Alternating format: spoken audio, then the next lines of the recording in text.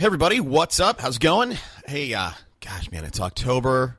The elections are coming up. Did you guys just watch the debate? Man, it was nuts. Crazy. What is happening? Really, I can't wait till this election gets over. Things go back to normal. I just want to build my business. I'm sure you're thinking the same thing. Look, today's episode, let me back up for a second. The last episode I did, the last couple of weeks, I've been sprinkling in some of my stuff with some of the interview stuff, the longer form interview stuff, and I've been getting a lot of good feedback from you guys. You guys tend to like that, so that's awesome. Let me know if you guys want more of those. And as I may or may not have told you before, I've actually been recording some really small training sessions. They're 5 to 15 minutes. We haven't yet put them out anywhere, but we're gonna. So we're just trying to figure out if we want to put them on teachable.com or actually put them on one of our servers. They're going to be like $1.99, $2.99. Just Teachable takes like $1. So that's kind of rough. Okay, today's episode is it's a guy. Now he's doing about 80 deals a year. So that is certainly not, a 700 deal guy, but 80 deals is respectable. I think that's a number that all of you guys can get to. 80 deals. And that, for him, that's about $30 million. Like if you are doing 80 deals, $30 million with a small team, you have a very respectable business. And here's the thing. If you can build a business like that, that is scalable, that's predictable, it's repeatable, you're in. You are in. You could build this business, do something like radio, and just have it run on default, right? That is the ideal thing, right? You build a little team, you actually have some marketing in place, and leads come in, conversions happen, deals go out, and you know what? And you're taking a month or two off, flying around the world because you can do that. All right, so look, here's what we talk about. This guy is a MAPS coach, okay? So even though he's a MAPS coach, he was struggling on how to hire people, right? How do you build a sales team? How do you go out and recruit, find the best talent, and build a team, and then create a culture? So we talk about that. We talk about that process for him. We talk about how to find leverage in your business, right? And that's something we all need. Leverage. We need to replicate ourselves, right? We all have the same 8 hours in a day, or let me say it this way. We all have the same 24 hours in a day. But why do some people struggle to make a living? And then there are people like Mark Cuban, Bill Gates, Warren Buffett, all those guys have the same 24 hours that you do, that I do. Why do some people get outsized results with the same amount of time? It's leverage. So we talk about how to find leverage. We also talk about how he used the MERA book, right? The Millionaire Real Estate Agent book by Gary Keller. It's been recommended on the show 1 billion times. And if you don't have it, go get it. You should certainly read it. But we talk about how he used the book, not as a book, but he really used it as a manual, which I thought was pretty interesting. Nobody's really brought that angle up before. And the other thing we talk about as you build your company, as you build your team, as you build your culture, why it's so important to have a mission statement, a vision statement right at the beginning. And I totally believe that. I completely agree with that. Because I'll tell you one thing. Now, this is me going on a rant here, like one of our little sessions. But, when it comes to doing business, transacting business with a person, right, we all know that the other party needs to know us, like us, trust us. Now, that's easy to say. That's harder to do. But the way, there's a very specific model for people for that to happen, right? Know, like, trust.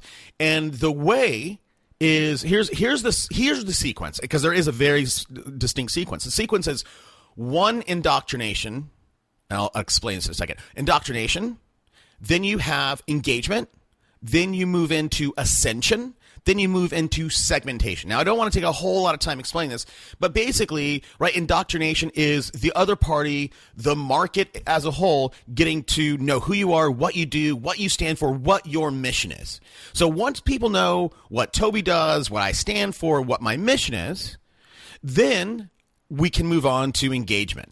And that engagement is then them, the other party, engaging and saying, well, look, this is what's important to me. This is what I want out of, this transaction, this business or whatever. And I can tell you, let me finish this. So indoctrination, engagement, ascension. Now, ascension is moving that relationship up the value ladder, right? Up the value ladder one. And ascension could be as little as you taking a cold prospect and getting their email address and their phone number and putting them into your database. That certainly is ascension. You're moving them up the value ladder.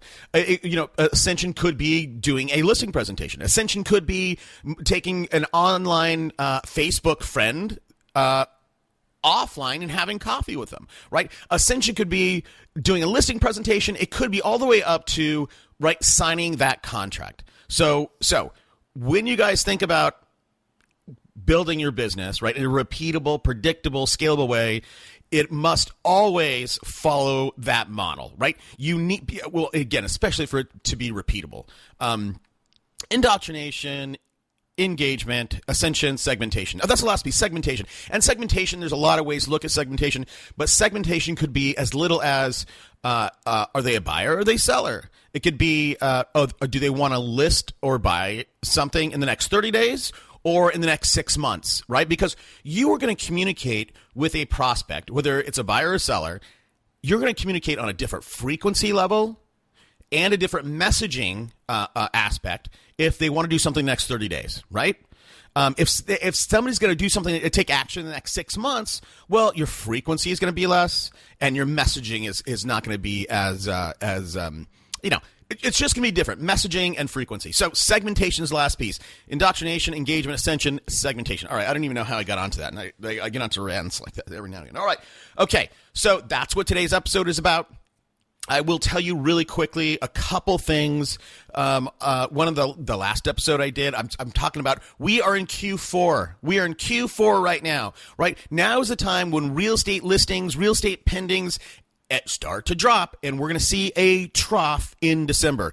Starting in January, everything spikes up. So you guys, if you guys focus, if you guys hustle this next 90 days, you can be in a really great place to take advantage of that spike that happens in January. So I really just want you guys to think about what you're doing.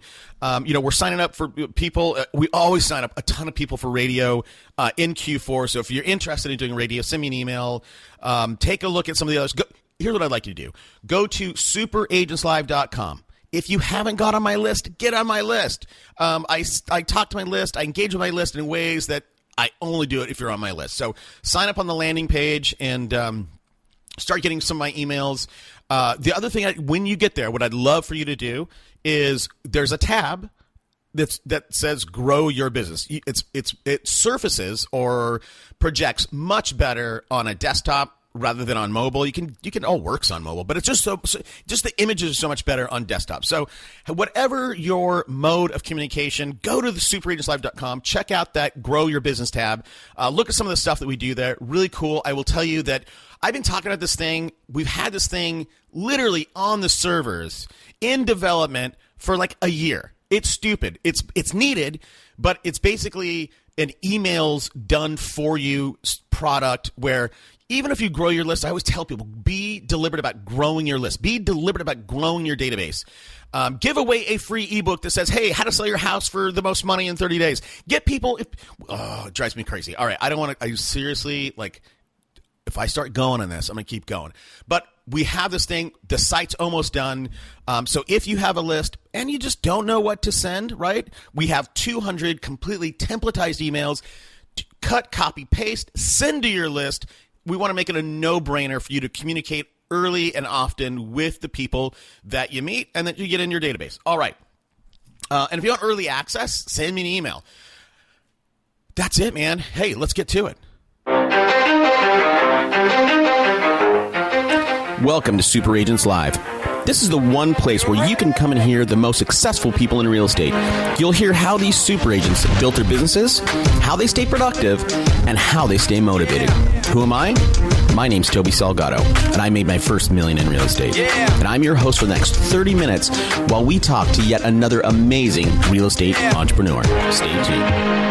Let's go! Yeah. I think you guys are going to like today's guest. He looks a little bit like what you can aspire to. He is in Yorktown, New York. So we'll talk about, I think that might be upstate. He has a team of 11. He's doing 30 million in volume, and that's about 80 deals. That's totally, you guys can get there. I'm thrilled to welcome Lou Cardillo. Hey, Lou, thanks for taking the time. Hey, thanks, Toby. Thanks for having me on today. So listen, Lou, tell us a little bit, I want to get to know a little bit about who you are and your background before we get into what you're doing. And I'm looking at you on LinkedIn, and looks education, School of Hard Knocks. I love that one. Visionary, entrepreneur, leader, coach, consultant, executive, brand marketing, author, speaker. You do everything. So, Lou, tell us about you. Okay. So, 39 years old, been in the business for just around 19 years now. Started out as just an agent, moved into a management role with a previous company. Back in 2006, I launched my first Keller Williams office. Since joining Keller Williams, I've learned how to build a sales team. So I have a Lou Cardillo home selling team, which I have a listing specialist on. I have 5 buyer's agents, operations manager, admin support, transaction coordinator, and I think that's about it on my sales team. We do about $30 million in volume on a yearly basis, and which is only about 80 units. And we're launching another market center. I'm also a coach for MAPS Coaching with Keller Williams as well. And in my spare time, I build houses, build a few houses a year. But I pretty much everything I have to the way I leverage myself. I leverage through. I think one of my strong suits is leveraging through other people, and having them help me grow in areas where I'm not as efficient. Spare time, man. What do you? How do you get spare time to build houses? Okay. All right, so I have a wife and 3 kids also. My kids are involved in sports. My wife is really awesome. She's a stay-at-home mom. It's not an easy job. She's always running around with the kids all day long, all night long. Yeah. But in that time, I still find a lot of time to spend with my family. I love family time, and that's my goal. How can I work less and play more? And every day I try to figure out how to do that. All right, cool. And I want to dig into time management because that's something that everybody struggles with. And I'll tell you, man, being a stay-at-home mom is tough because it's not necessarily hard work, but it's grinding work, man. And, I have 3 kids as well, so I'm totally, we all need that alone time. And when you have kids running around all the time, asking you about crazy stuff, it's just draining. So, my wife loves her Costco runs just to get away. All right. So, at what point? So I know you've been at the game for a long time, right? So you're 39. You've been in the industry for 19 years. So you started at 20. You're 2006. You opened your first KW office.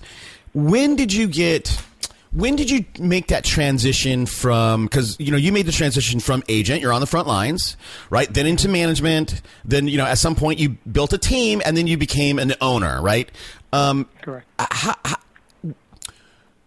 I want to talk about that development, and at what point did you move from single solopreneur agent to building a team, and why? Okay. So I built a team because I read the book called The Millionaire Real Estate Agent, which a lot of agents know about it. I kind of thought it was a great book. People think it's like a book that you got to read front to back, but it's more like a manual. The way I look at it, I actually put a spiral bind on it and kind of use it as a manual, more than just like a book to read, because I flip back and forth to sections to help me grow at certain stages. But the first paradigm shift I made in my mind was when I was reading about bring on your first listing agent, because I've always been very listing heavy, and but I used to be the agent that used to have to take my own photos or put up the sign myself or always be there on the appointment. And I always thought nobody would list with me unless I was a listing agent, or nobody would list with me unless I did all the work. The first time I did it was actually pretty scary. I actually used the words on the phone to somebody, and I said, "Hey, my listing special." I took the call in. I teed them up, and I said, "That's great. My listing specialist will meet you either tomorrow at 3 o'clock or Thursday at 4 o'clock, whatever the time was. What works better for you?" And I was so cringing that they were going to say, "Well, Lou, no, we want you there." And they said to me, "Oh yeah, tomorrow at 3 o'clock works great." Mm-hmm. And I said, "Holy crap." So I don't have to be on the appointment. Yeah. So the paradigm shift was right then and there. I remember it's specifically happening right there. I said, wow, they're going to actually let somebody else go on this appointment. Now, what I did with my listing specialist was I trained them and coached them on my presentation, my pricing strategy, my commission strategy, and all that stuff behind the scenes. But it was huge when I said, wow, I don't have to be on the appointment anymore. So that's when I started building a team around that. Before I took on a listing specialist, I had, buyer's agents that worked with buyers for me, which I never thought I couldn't leverage out. And then I had my admin who was doing my admin support, which I knew I could leverage that out. But that listing specialist is what really made it click in my mind. Now, there are some agents out there still, and again, like I said, I own the Keller Williams office. I see some agents in my world on a daily basis who are still running and doing their own memos and stuff like that. So they say if you don't have an admin, you are one. Yep. So my first true piece of leverage was bringing on my first assistant, realizing I could leverage all that stuff out. But the true thing in my mind where I said, holy crap, I can actually build a team out of this was when I did that first phone call. And ever since then, now she's been going on all my listing appointments for the last, that was probably about 4.5 years now that she's been doing all my listing appointments for me. Yeah.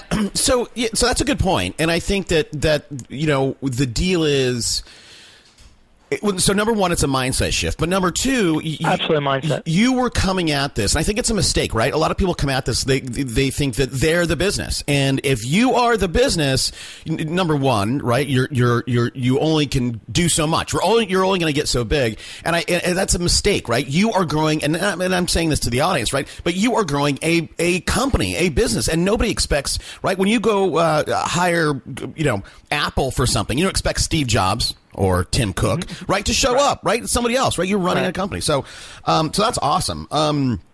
It's surprising. So one thing I realized, too, is that people they want to do business with you, yes, but they really want to do business with who you are and what you represent over you personally. If that person holds your standards the way that you set your standards, if they are an extension of you, then yes. But you have to, I've learned a lot, and I'm still learning and learning and failing on this. It's all about the talent that you have in your world and the people that you bring into your world that are going to make you that much better or that much worse. So it's all about the people. So my job on a daily basis now is coach, consult, grow the people around me, hold them accountable to goals, set the vision, and let them do everything else. Right. And if I can make my world big enough to support their worlds and what they want to get out of life, and that works in my world, then my job is just to get them there. So on a daily basis, now I think about how can I get this person to this income goal? How can I get this person to this income goal? How can I get this person what they want out of life? And that's really where my mind, there's a lot from handling that first listing to thinking like that now. But now my world is just thinking about how to get into business with better talent. And that's coach, consult, and recruit talent. Yeah, okay, so we can talk about that. But I think the one thing, my takeaway from what you just said, Lou, and I wrote this down before you said it, but, what you said was people want to work with who you are. And really yes. what that means to me, right, is people want to work with somebody whose personal mission is aligned with your mission, right? Or their personal viewpoint of the world aligns with your viewpoint of the world. So, absolutely. So would you, when you coach people, is telling them to sit down and, work out that vision statement, that mission statement, is that something that somebody should do really early in their career or really early when they start their business? Yeah, one of the things I did back in the day was figure out my big why, like why am I doing this? So we learned, what's your big why? So why do you get up? Why do you get out of bed in the morning? And, mine obviously is I want more free time. I want financial freedom. I want a boss per se. And I want to support a lifestyle for my children and future generations. So my why is everybody else. And then I don't really I don't have any hobbies or anything. So like my big why is taking care of everybody else's needs in life. And with that, I make money, obviously. But I think having the mission statement is important. Having a why on this thing, why you're getting out of it, because this business it's rocky sometimes. It goes up, sometimes it goes down. I can look at the postman sometimes driving down the street smiling and go, wow, he got a pretty cool job over there, but he's not going to be able to support the lifestyle I want for me and my family by driving a postal truck. Nothing against postmen or UPS or anything, but, I take my work home with me. I'm always thinking, I'm bald, so I lost all my hair because I think too much. But my job never stops. Not the physical activities, but the brain is always on. I'm always, no matter what it is, my brain's always thinking about the next thing. Or, like I was apple picking yesterday. I was figuring out how much money they were making at the apple picking thing yesterday. Like my brain's just always thinking and tweaking things, and I'm always just trying to figure out how everything operates. I'm a very curious person. But with that, I think it allows me to expand my mind to help other people. So having a mission statement, yes, absolutely. But before having that, you got to understand why you get out of bed in the morning. So figure out what your big why is, and then take your big why, and then have what's your mission, and then what's the vision for yourself. Okay, so I think that's great advice, and I think you can tell someone that, but most people don't have the mechanics to sit down and figure that out, right? What's my big why? Well, my big why is I want to take care of my family, right? And sometimes when I have run through this exercise with people, their big why is not big enough, right, exactly. And my job is to coach them through it and make it bigger. How would you, like, mechanically, if somebody goes, yeah, Lou, I want to know my big why, like, how can you, like, what would you tell them to help them down the road of figuring that out? So a few things. First is I try to figure out a little about their family life or where they are in life right now and what they think their life looks like a year from now. And then from there, like, okay, if you had to put yourself, because a lot of people can't, like if you say to somebody, hey, where do you see yourself 20 years from now? It's like they just go quiet. You really can't see yourself 20 years from now. But you start with, like, where do you see yourself a year from now? So whether it's a year from now or whether it's 6 months from now, you got to kind of make it a small, manageable chunk first to kind of understand that. And then I think off of that, you can build and say, okay, after you see yourself from here to here in 1 year, well, then where do you look like, 3 years from now? And that's kind of, you got to get taken through a progression path. And sometimes people don't know. They just don't know where they want to be in 3 years from now. So I think where I help people is by them hanging out with me and hearing the words that I'm saying and how I'm talking and how I'm expanding their minds, if that makes sense. But if I were just to ask you on the street and say, hey, what's your big why and where do you see you in 1 year from now, where do you see yourself 1 year from now, most people won't get that. Sure. So there's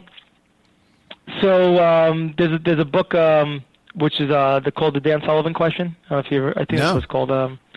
Dan Sullivan writes a book, which is actually, I think it's called The Dan Sullivan Question. I'll look it up.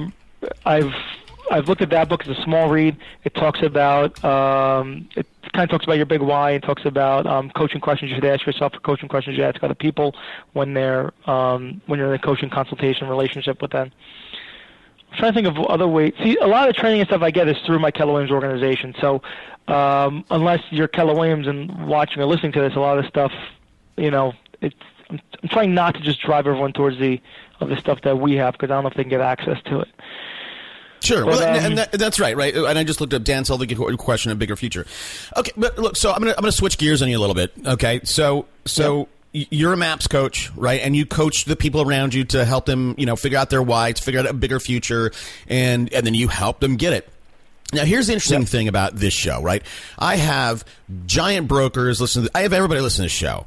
I will poll my audience every now and again, and what I found is that I have a lot of people. At least these are the people that reply back to me to the survey. But I have a lot of people who are just getting into the business, or they've been around the business for a few years, but they just like many real estate agents, they try this on instead of saying I'm gonna start a company.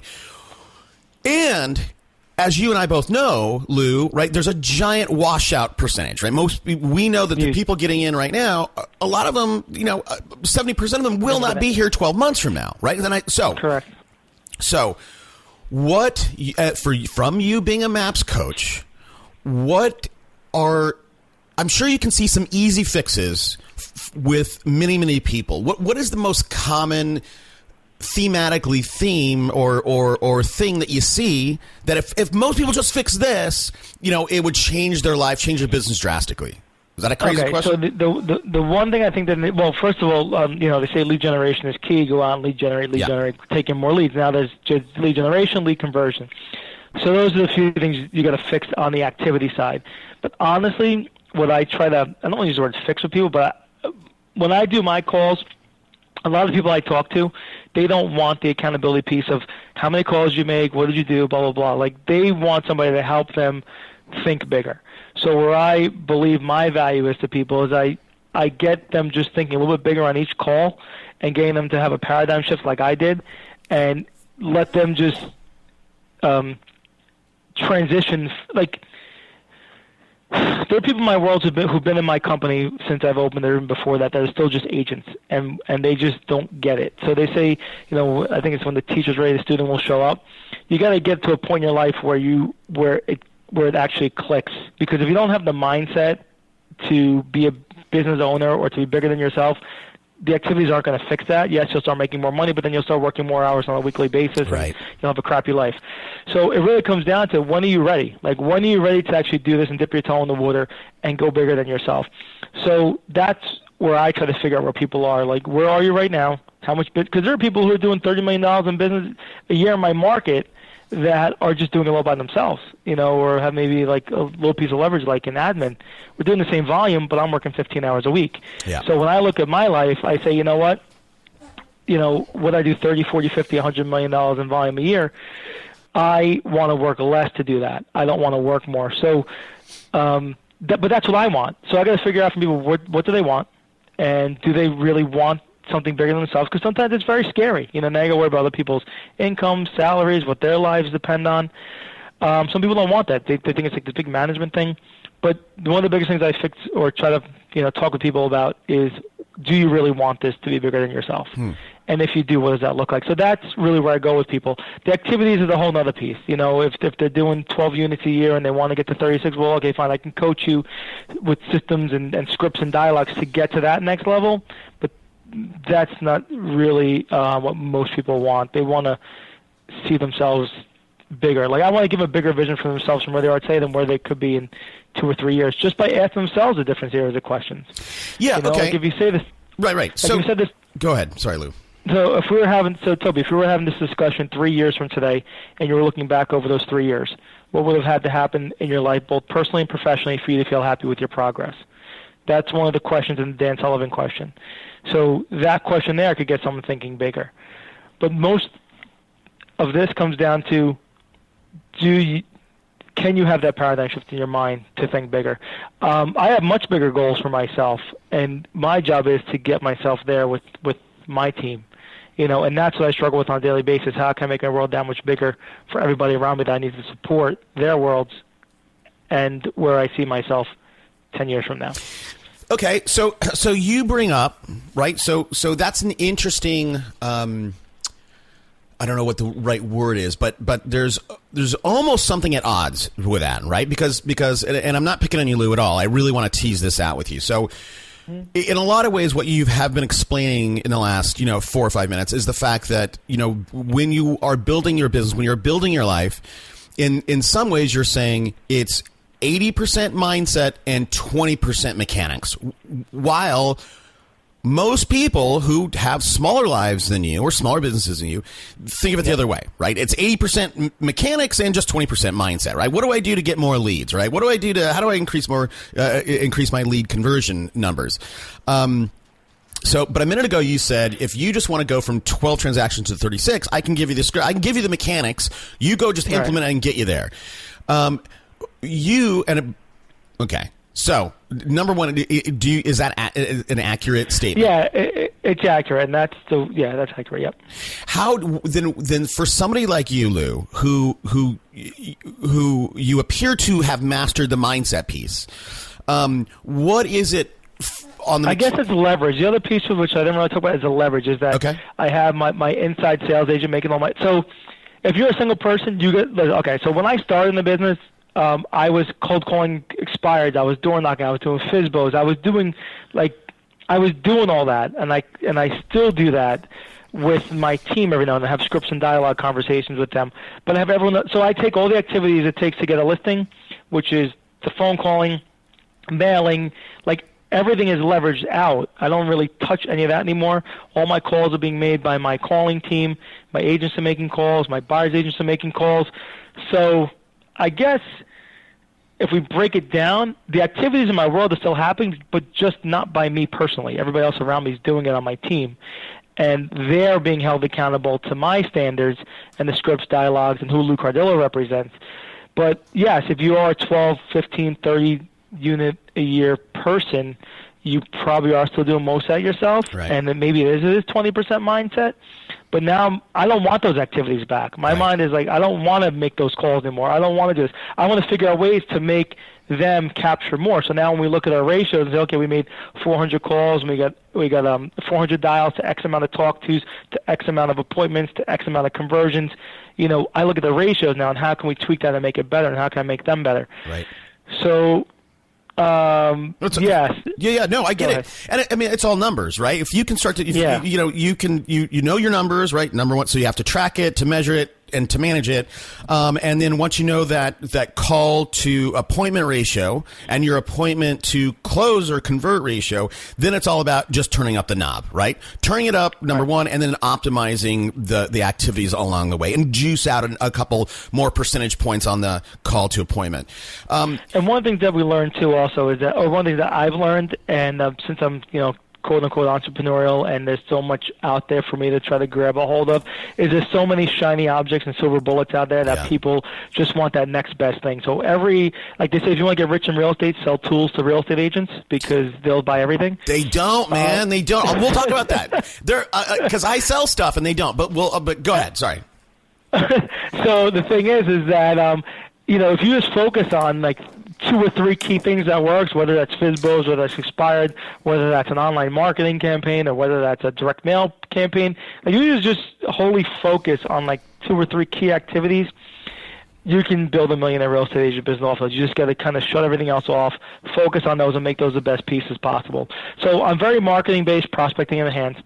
We do a lot of marketing in our local market, kind of like the quote-unquote movie star person in the market area. So that helps bring validity to the brand. So we do have calls, people calling in, but also, we're circle prospecting and stuff around listings. Like we do things that are unconventional in our market area, but we are marketing-based, prospecting enhanced, where I used to be prospecting-based, marketing enhanced, which basically means a lot more prospecting, a little less marketing because we didn't have the money for it, but now we kind of flipped it. And a lot of it happened because of the Internet. The Internet's made it easier for us to find people, track them down, get their info. We got statistics on everything you could think of, especially like Facebook and all the other stuff out there. So it's made it easier for me to work from my laptop instead of, going out and being visibly present in the market. I can pretty much work from anywhere now, which most agents can do. Yeah, and so lots of good stuff that you said there. So number one, I want to dig into the fact that I completely agree with you, right? People need to have pillars, right? FSBOs, expired, sphere, farm, right? Whatever those pillars are, stick with them, right? Determine those and stick with them. So on that, how many pillars should that? Again, I want to focus this on that 12 to 25 person. How many pillars? Because again, they're doing all of it themselves, most likely, or the 90% of it themselves. How many pillars should they have, and what do you think those should be? So I think they should have 3 at the most. I consider FSBO expired 1 pillar, because it's making calls and trying to get into them. Now, the expired is probably easier to list in the FSBO because the FSBO thinks they can do it on their own. But if you put FSBO expired on the 1, there's certain activities they need to do to work with either one of those. Then you can have a direct mail campaign. And then I would, one of the biggest things that works for us, if they did anything on this call, is circle prospecting. My team circle prospects around pretty much every listing in our market, not just listed by me, but they could be listed from another brand X broker, but we circle prospecting around it. So we just tell them, hey, Toby, just want to know your neighbor at 123 Main Street just put their house on the market, and we have a script. But I didn't tell you I put it on the market. We just said they put it on the market. So we're circle prospecting in hot areas where other agents are failing. So we know that once a broker sells a house to someone, there's going to be a new buyer. We find their name and number of that house that just sold, and we call them up, introduce them to the welcome to the neighborhood. Because as the buyer moves into that house, they're going to talk to other people who may want to move to the area. So if their agent kind of dropped them, we call them like orphan buyers. we're going to pick up and try to build a relationship, whether we sold them the house or not. Now, if a house hits the market with a brand X broker or it's us, we're going to circle prospect around that to try to get more business. But, everyone thinks that there's like an easy button, and they just want to do all this Zillow and all this other marketing stuff that they want to do everything but touch a phone. Right. So I've done it. I've lived it. I still do it sometimes, but my team is really good. I teach them to be really good at the phone. That's awesome. Now, granted, you leverage through 2 or 3 people making calls. You can make more calls than a single agent on a daily basis. But if you want to go from 12 to 24 units, which is doubling your business, it's not that hard. Like, real estate itself is not a hard business. We make it hard. Yeah, that's interesting. And so okay, so that's all good stuff. And that's, you're the first person. It's smart. And I'll tell you something. It's not something I thought of. The fact that you circle prospect around other people's listings. Absolutely. I'm going to ask you a question, and I don't know the regulations around this, but if you listed a house in your farm, and then I want to also, I love the house. It's a good is it appropriate or inappropriate or legal or not legal for me to promote that listing? Meaning, could I build a Facebook ad around that listing to try to find a buyer? I haven't done that, but now I'm going to think about that and see if we can do it. So in my market, if we sell a house, we personally sell it, we can go put up a sold sign on the property because we sold it. But we can't.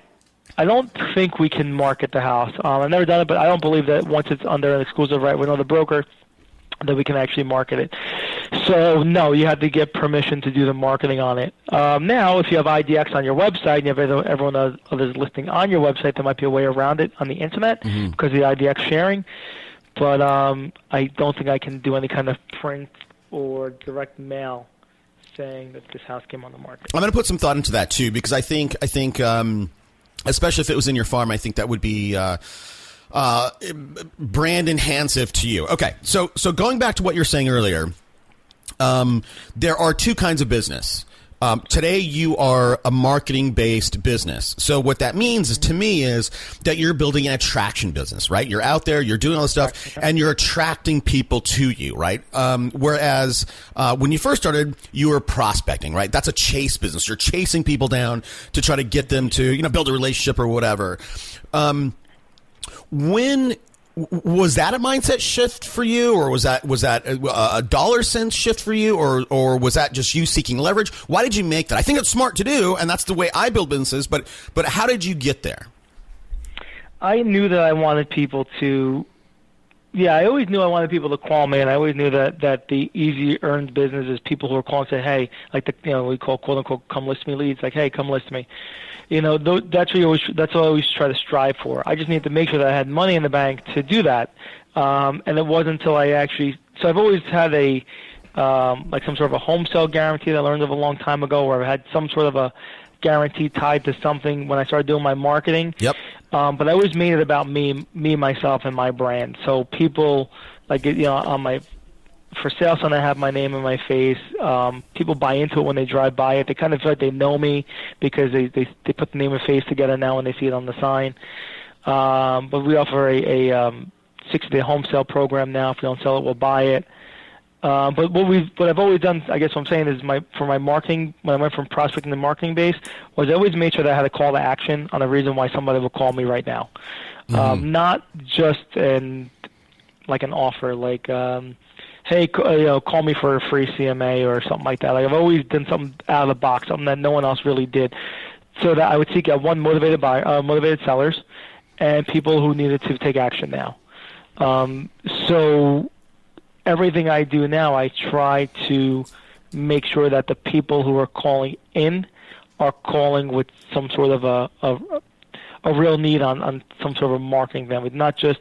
I don't know how to explain it. No. I get it. You might get it. Yeah. Well, here, let me take a shot at it because this is something I preach all the time. So, I think that number one, and you're in a smaller market, so you may disagree with this, but so number one, everybody should have a niche, right? You're the waterfront guy, you're the high-rise condo guy, whatever you are, and then around that niche, right, have your marketing messaging speak to that niche, waterfront, high-rise condo. And then on top of that, right, layered on top of that is every business, especially in this industry, you should have a unique selling proposition, right? So your unique selling proposition or your unique value proposition in this case is I'm going to guarantee to sell your house in 60 days or I'm going to buy it, right? And I use a guaranteed sale as well. I think a lot of people, and so when you are marketing to your market, to your niche, showcasing your UVP, right? People don't call in and go, "Hey, Lou, like, talk to me about your thing." And I think that most people totally miss it. They think, "Oh, I'm advertising on marketing," but all they're doing is sending like market updates. Like, what? Why would I pick up and why would I call you? Like, what makes you special that I'm no reason to call right now? Yeah, right. None whatsoever. But if you have an offer that's compelling, right now, I'm going to pick up the phone. So, right. So make it compelling enough on the call. We want to only seek out. We're looking to seek out motivated home sellers, right. like someone who needs to sell. Like if someone needs to sell in 60 days, 90 days, 100 days, I want them to call me. I don't want to call the guy that's saying, "Well, I'm speculating if I can get this. I want to sell my house." There's thousands of other brokers that would take that listing. And one of the biggest things too, it's my price, my terms, or we don't take your listing. So, and our commission as well. So my team knows, we do not get attached to the outcome. If somebody doesn't list with us because of how we want to price it, strategize it, and get it sold, we don't want to deal with them because we've done it in the past, and sometimes we've gone against that. So, okay, let's just take this listing, and it's never once been something good for us. We never magically sold it when it was $50,000 over right. what it should be. But right, I agree. But again, Lou, for me is that's a mindset thing, right? I mean, what you're expressing in that statement, my price, my terms. You have an abundance mindset. But I get Absolutely. it. It's my price, my terms, or I don't. And I think, but most people who are doing 8 or 10 deals out there.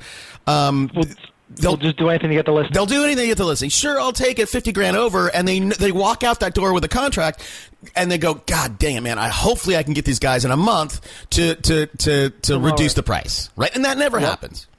Yep. Okay. And we try to build a big referral business. The only way you get referrals is get the referral up front first. Once they take the listing, not the closing, because even if you sold the person's house, doesn't mean they like you or are going to do business with you again. Even if something went wrong along the way and it wasn't your fault and you couldn't help it. Nobody really likes to be accountable in this world, so the seller is always going to point fingers at everybody else but themselves, and usually points at the realtor first. So I always tell my team, get the referral up front. When we take the listing, they love us, get the referral up front. One of the biggest pieces where I need to, where we are always continuing to grow and evolve is the customer service piece. I know who I am and what I represent and the customer service I offer my sellers. As my business continues to grow, sometimes the customer service piece isn't where I expect it to be. Maybe because it's all the leverage piece. So one thing that we're continually doing and evolving with on our team is making sure that we have really great customer service and communication, because communication is key. Even if you're just talking to yourselves on a weekly basis saying, "Hey, just checking to make sure you're still breathing," they'd rather hear that than not have a phone call for 30 days. And most agents fail because they don't communicate with their sellers. They're scared to. They're scared to, like, "Oh my God!" Yeah. As soon as they get them on the phone, they're going to say, "What's going on? How come my house ain't selling?" And especially the agent who took the listing for $50,000 overpriced, the agent's now going to feel like it's his fault or her fault, and the seller's going to control the cards. So from day one on listing presentation, we set the stage. We show them the process from taking the listing to closing. We give them a what to expect when selling book to show them what to expect, so we can drive them back to that. Because at the time we take the listing, we're making promises to them. We're making them make promises back to us that they'll always have the house available to be shown, that the house will always be neat, the beds will be made, whatever. We have our steps, but we always refer them back to that. Like, we don't get caught up in the moment. We say, "Listen, Mr. and Mrs. Seller, remember when we met, when we listed the house on page 3 of the home of the what to expect when selling book, blah, blah, blah, blah, blah. We talked about this." Us as agents, we take for granted what we do on a daily basis, all the tasks we do to get a home listed to sold. We break every little task out, showing everything we're going to do and how it's going to work throughout the selling process. So anytime the seller forgets that, we just drive them back to, like, "Hey, remember this?" And it usually works, Right. Interesting. Okay, that's good. So let's spend just a few minutes on that customer service, right? That's a place where you think you can find some improvement, and what I see out in the marketplace, right? And I would when you say customer service, I would replace that with the term user experience, right? Because this is a big deal for people. They're selling their house, and it's an experience. And, the people are going to go through ups and downs, right? They're going to list their house, and 2 nights later, they're going to be laying in bed going, oh, my God, like, what did I do? Was Lou the right guy? Was he not the right guy? It's a big deal. So how other than you giving them the guide and saying here's what to expect through the process and readjusting them along the way, how do you see the user experience that you would like to create, and how do you take that experience and create a standard for all your clients along the way? Because I think if you can identify and optimize what that experience should look like, I think it's a challenge to say, okay, how do I make this a standard? How can I make Julie, John, and Sally have the same experience? And because that could be one of your unique selling propositions. Right. So the one thing that Julie, John, and Sarah, for names just used, we really can't. They all won't have the same experience if they all have different needs at that time. So if somebody needs to relocate, needs to be on 30 days, or somebody has 90 days to make a life move or whatever the case is, sometimes in their mind, like my thing is, I want them to be urgent but not make rash decisions on things because of that urgency and then hurt themselves. So what I try to do is, when we set out our plan, we should show them a 90-day plan of how we're going to communicate with them. I don't know. So the first thing is we communicate with all of our sellers once a week, at a bare minimum. We have 1 day a week that we set. We call all of our sellers. We check in, see how they're doing. The other time we talk to them is if we have an offer on their property. We survey all of our sellers when they take the list. When we take the listing, we send them a survey. When we buyers so I say sellers, but also buyers as well. We communicate with our buyers pretty much the same way. We over communicate with buyers. Every time they have a showing, they get notified of the showing. Every time we do something on their marketing wise, Facebook, whatever the case is, we send them a notification showing them that we just did something. Every piece along the way that we touch their file, we have a system that automatically tells the seller that we just touched their file. So whether it's direct communication by a phone call or B, by text, because sometimes we just line up a bunch of text and we blast text our sellers. Hey, just checking in, see how it's a beautiful sunny day. I hope you're doing well today. Any questions, please give us a call, but we're here for you. So just marketing-wise, communication-wise, through text or through phone call, but at least at a bare minimum, we are making a phone call once a week to them just to say hi. Right. So let me ask you this, Lou. I think that's a great idea, and if I was going to do that, and I may implement that, I probably will actually, but because I'm bad at that, I really am. I'm like, I really don't follow up with somebody unless I want to change something or they have a problem, and I need to be better at following up. And then you become reactive, and the problem with being reactive is that you are in a frenzy at that point. So when you get to the closing and you're taking a big check, quote unquote, for $10,000 or $15,000, like, well, what'd you do to earn this check? Right. At least if you send them every little thing you did along the way. Right now we're in the process of building a seller dashboard, which we don't have yet, but everyone's gonna have an app and a login and all that stuff that we're gonna work on for the sellers to see everything instantaneous. But that's something that we're working on right now. But right now we do something individually on each file just to let them know that they're that we're working on their file. That we're working to get their home sold. Hold on. So I want to talk a little bit about that dashboard and how you came up with that idea and who's doing it. But so here's what I would do. If I implement this, which I probably will, although I feel like it's going to create a lot more work for me, do you say, hey, Lou, I'll tell you what, I want you to know everything that I'm doing because I'm working hard for you. I want to set I want to just you and me time block 10 minutes a week at Thursdays at 10 a.m., right? Do you do it that formally so they know, like, hey, I'm going to expect Lou to call Thursday 10 a.m. We're going to have a little powwow? No, we don't do it like that because we can't definitely commit to that. I mean, maybe we should. We tell our clients we're going to call them to 1 and 4. Okay.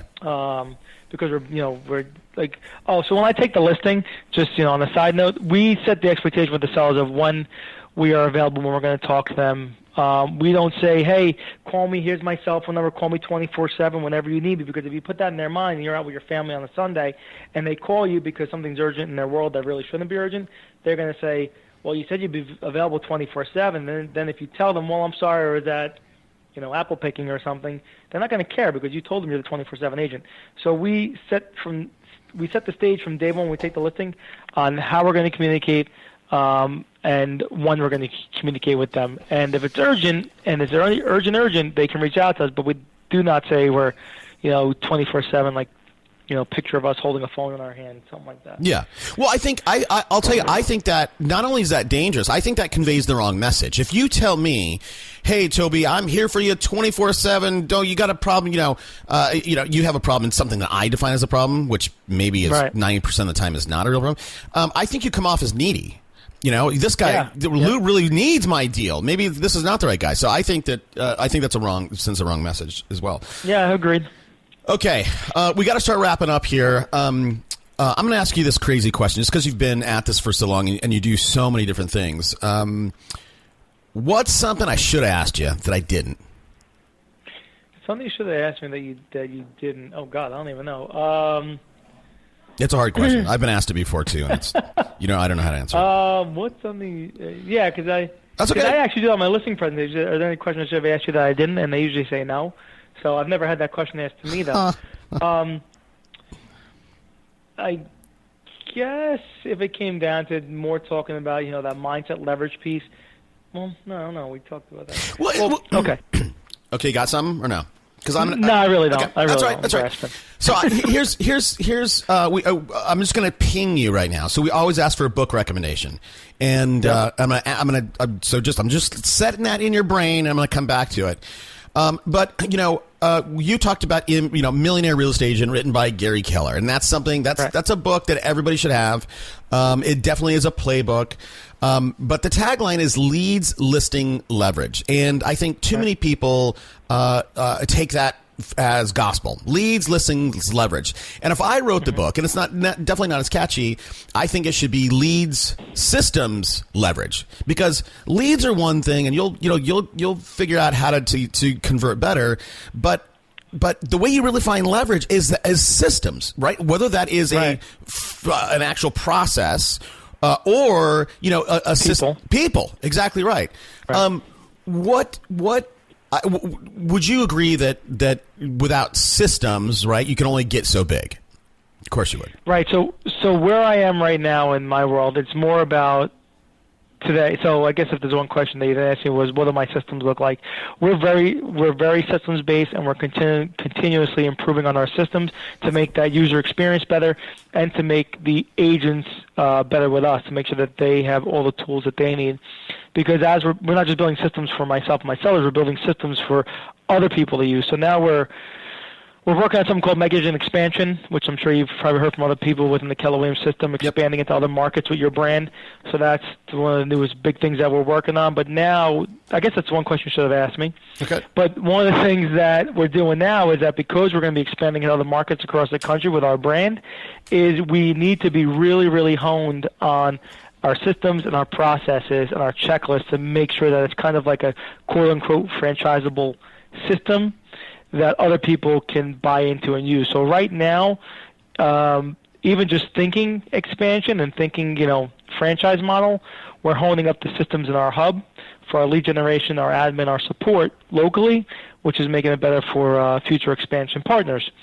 But everything that we do on a daily basis now is making sure that these systems are in place.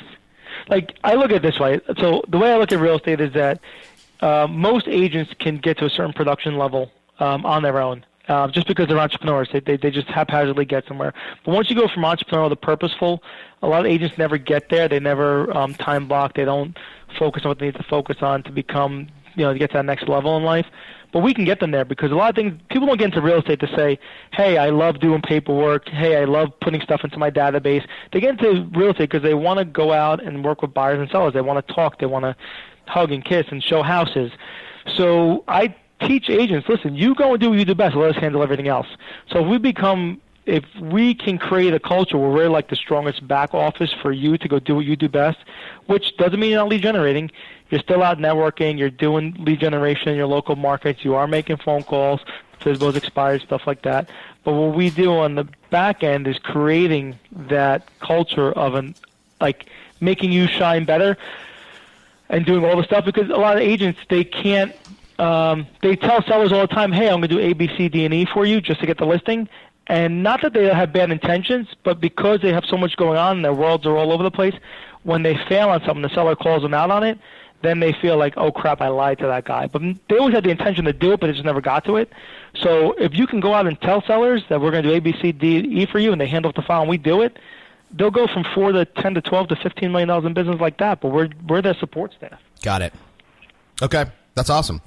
Boy, Lou, I'll tell you, I know this is a big ask, but if you have any kind of a small little checklist in terms of your systems, I would love to share that with the people that. Yeah, I'll get you some. Perfect. Absolutely. Thank you, man.